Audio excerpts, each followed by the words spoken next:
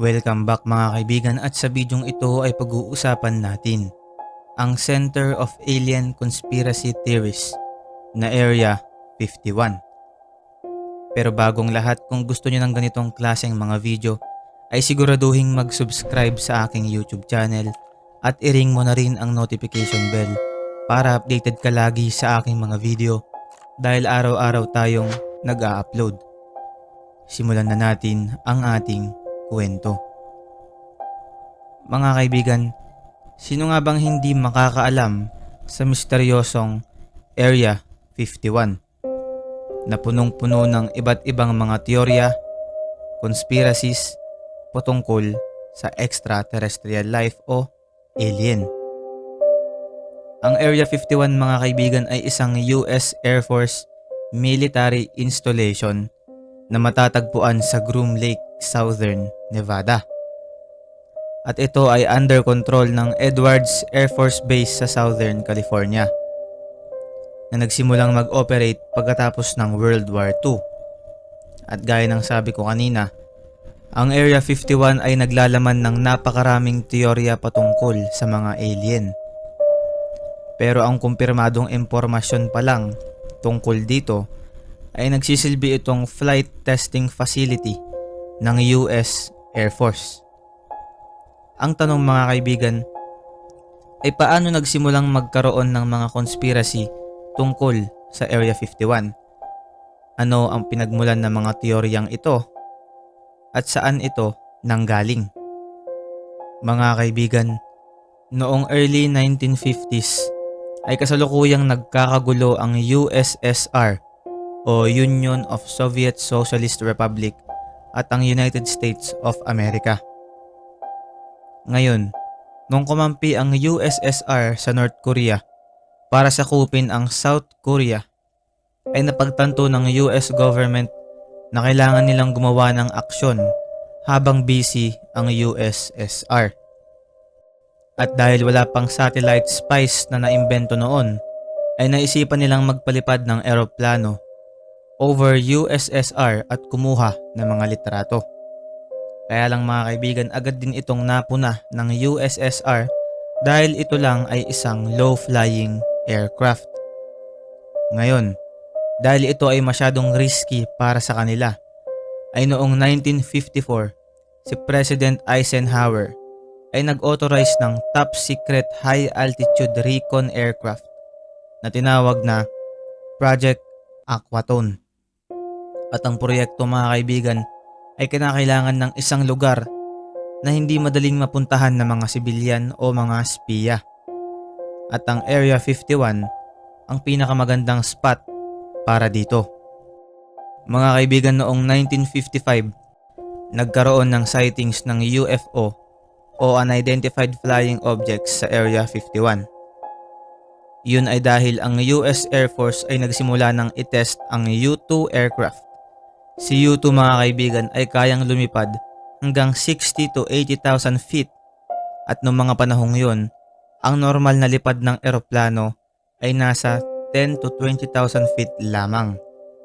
At ang military aircraft naman ay kaya lang lumipad hanggang 40,000 feet. Ngayon, kung ikaw ay isang piloto na nagpapalipad ng eroplano na ang taas ay 10 to 20,000 feet lamang, at nakakita ka ng isang bagay na lumilipad sa tuktok mo na malayo ang inyong agwat, ay ang maiisip mo dito ay isa itong UFO. Dahil hindi mo alam kung ano ang eroplano na yun. Ang tanong mga kaibigan, paano naman sila makakagawa ng isang aircraft na kayang lumipad more than 60,000 feet noong mga panahong yun?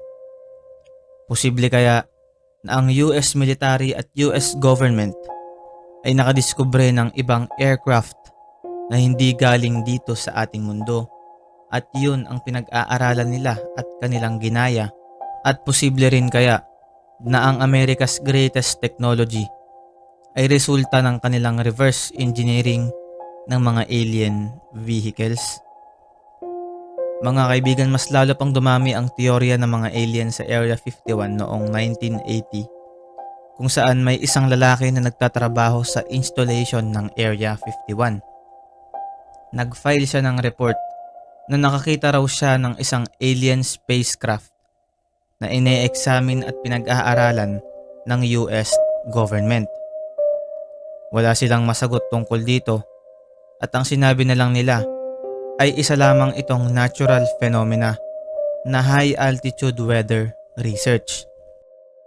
At para sa inyong kaalaman mga kaibigan, hindi pa nakukumpirma ang existence ng Area 51 hanggang 2013. Dahil nung taong to, napilitang isa publiko ng US government ang existence ng Area 51 dahil sa FOIA o Freedom of Information Act. Noong 1947 rin mga kaibigan, may isang rancher na nagngangalang Mac Brazel ang nagsasabing nakakita siya ng isang strange debris sa Roswell malapit sa Area 51. At ang eksplanasyon naman nila tungkol dito ay isa lang raw itong weather balloon. Pero pinagpipilitan ni Brazel na hindi mukhang weather balloon ang kanyang nakita.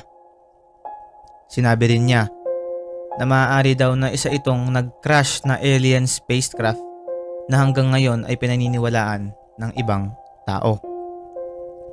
Di kalaunan mga kaibigan ay napatunayan din na isa lamang itong parts ng classified program na tinatawag na Project Mogul na nagsilbing spy aircraft ng US government sa Soviets noon. Pero kahit pagkatapos mailabas ang eksplanasyon na to, ay nagpatuloy pa rin ang mga conspiracy tungkol sa Area 51 na konektado sa extraterrestrial life. Mga kaibigan, noong 1989 nagsimula na namang magkaroon ng conspiracy tungkol sa Area 51 nang may isang lalaki na nagngangalang Bob Lazar. Sinabi niya sa isang Las Vegas News na meron daw mga aliens sa Area 51 at pinag-aaralan ng gobyerno ng US ang aircraft nila. Nagalit sa kanya ang ilang mga trabahador sa Area 51 dahil nainsulto sila na ang kanilang ginagawang trabaho at ang pinaghihirapan nilang gawin ay pinaniniwalaan ng ibang tao na para sa mga alien. Mga kaibigan, sino ba naman kasing hindi mapapaisip na pugad ito ng extraterrestrial life kung sobrang higpit naman ng lugar nila? Ano ang meron dun na sobrang mahalaga na hindi dapat malaman ng ordinaryong tao gaya natin? Ang Area 51 kasi mga kaibigan ay pinalilibutan ng chain link fence at hindi makakapasok ang kahit na anong sasakyan o civilian dito dahil merong malaking boom gate na nakaharang sa kanila. Hindi lang yun, dahil merong ding mga signage ng no trespassing sa lugar na yun. Punong-puno din ito ng security cameras at sensors sa ilalim ng lupa na kayang madetect ang movement ng kahit na ano o kahit na sinong individual. At meron ding isang malaking white pickup truck sa tuktok para gwardyahan ang entrance nito. Wala ring signal ang mga telepono dito, kaya mapapatanong ka na lang kung ano nga ba talaga ang binabantayan nilang sobrang mahalaga at ganun na lang nila gwardyahan ang Area 51. Ngayon kaibigan, kung nagtataka ka kung paano pumapasok ang mga trabahador nila dun, kung may malaki namang boom gate na nakaharang sa Area 51, ay kapag nadaan ka sa Las Vegas Airport, makikita mo dun ang ilang eroplano na walang tatak na pinalilibutan din ng fence. At ang mga eroplanong yon ay ang ginagamit ng mga employees ng Area 51 para pumasok sa kanilang trabaho. Mga kaibigan, ang mga teorya patungkol sa Area 51 ay isa lang kayang imaginative fiction o isa itong katotohanan. At hindi rin natin mapipigilan ng ating utak bumuo ng mga conspiracy patungkol dito dahil ito nga ay kahina-hinala. Ikaw kaibigan, naniniwala ka ba na merong mga alien at alien spacecrafts doon na pinag-aaralan ng US government? I-comment mo sa baba ang iyong sagot at magkakasama natin itong pag-usapan.